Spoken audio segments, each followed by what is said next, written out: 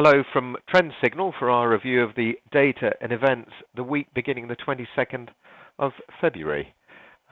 Just a quick look back at last week's action. Very much a risk-on move last week as central bankers' comments calmed nerves. The Nikkei responded to the steadier yen and I think more likely to the comforting words from the People's Bank of China president regarding the renminbi weakness. If you recall, China had their Lunar New Year the previous week, and I think we were all particularly concerned this time last week what might happen. As it turned out, all things were very calm. So, although the markets are still fairly bruised and dented, certainly the Nikkei is still nursing a 2,000-point loss since the beginning of February, which is still so that's down still about 11.5%. Apart from equities, the other big move last week was certainly in the euro, which fell sharply against the dollar following comments from Mario Draghi. He repeated his clear commitment to act in March at their monetary policy meeting to be amid the worsening global conditions. I think traders now expect further QE to the original QE program, which started in March last year, and a cut in the deposit rate deeper into negative territory. So more of this NIRP, as it's called, the NIRP, or negative interest rate policy. Overnight news, mostly positive on Monday morning. Hang Seng, Shanghai, Nikkei, all firmer. The main negative really in the markets is probably focusing on sterling and fears about Brexit. Certainly been dragged from pillar to post following Cameron's so-called EU deal on Friday. Just looking at a chart, we can see sterling. If we look at a short chart, 15-minute chart, you can see the effects from the previous. Just have a look at that. So you can see the jump up last Friday and then the fall overnight, falling sharply from 144 figure down to around 142.80.70, and then crumbling further as we approach the European Open on Monday morning, but very much under the cosh as traders fret over the potential impact of Brexit. I suspect that the announcement from Boris Johnson, obviously joining the Leave campaign, was the main reason, which does look like a bit of an odd decision to a certain extent, and it's very much political with one eye on a future leadership bid, I suspect.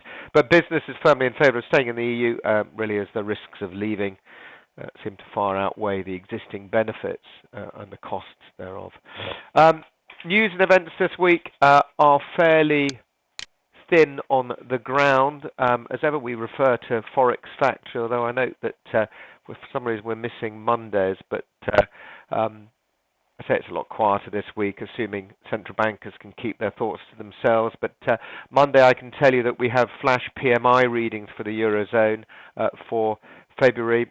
Manufacturing PMI for the Eurozone is expected to show activity slowing for a second straight month. We're expecting 52.0 in February versus 52.3 in January. So you can see that weakening.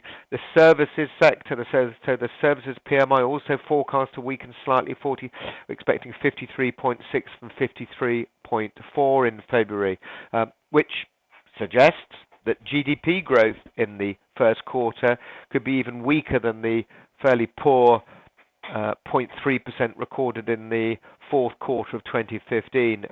More of that obviously to come in the following weeks.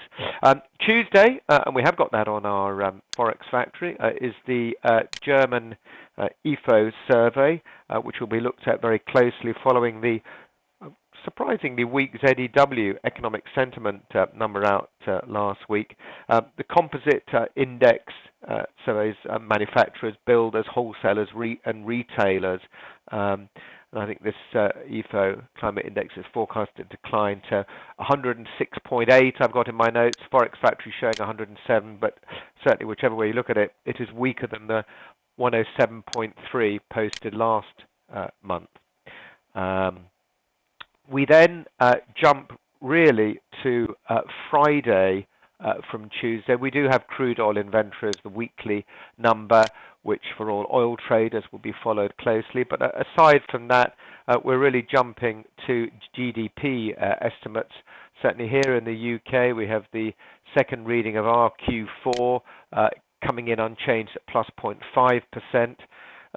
Still sticking out as a fairly steady economy, although Mark kind of suggested that things are slowing up a little bit here in the UK, and the reason being obviously the Eurozone largely. But we also have the second reading. Curiously enough, it's called the prelim GDP reading. That's in the United States. So it's actually the second reading, the gross domestic product in the United States for the fourth quarter last year. The first one they have actually is called the advanced reading. This is called the prelim reading, and we're expecting quite a further adjustment to the first reading from 0.7 to a fairly lackluster plus 0.4%. You could say there is more fuel to the argument that the Fed will not be raising rates anytime soon. Anyway, that's at 1:30 on Friday, so that'll be a one to watch then, which could have an effect on the dollar and stock markets, obviously.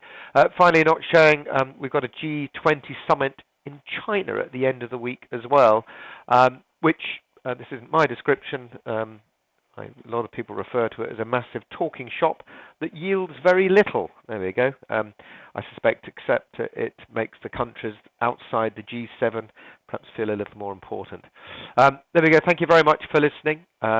We will catch up again at this time next week. Thank you. Bye now. If you would like more information about trading the right way, Trend Signal is giving you the opportunity to see and hear about its services live at a free online seminar. Take a look at the Trend Signal website for the latest events and to book your free place.